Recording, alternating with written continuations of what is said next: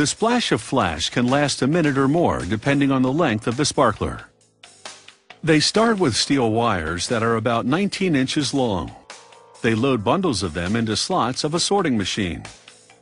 The machine vibrates and the wires fall in single file into smaller openings. The operator then moves a spring-loaded wooden rack into position.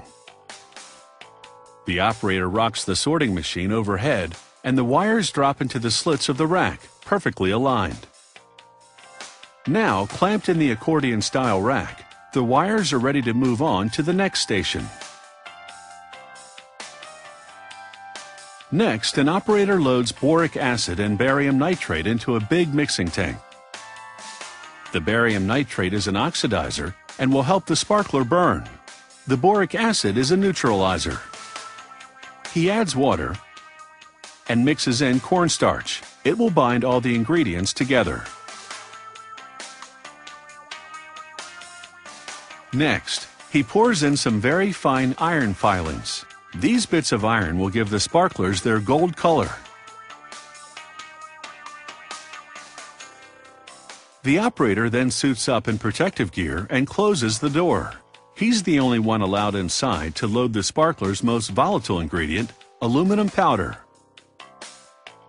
Once mixed into the wet slurry, the powder is virtually harmless, and they don't need to take as many safety precautions. Chain conveyors now move the rack of sparkler wires into position. An elevator lifts up a tank of the sparkler slurry to dip the wires in it.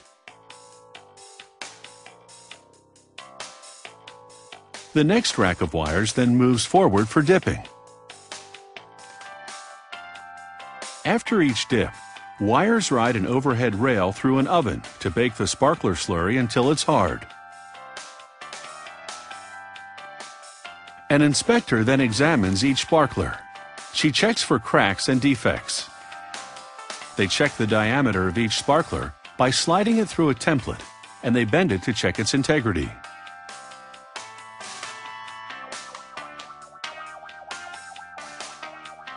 The sparklers have been stored for a week prior to packaging to allow them to cure. And now they're ready for a party. And they're sure to be the center of attention.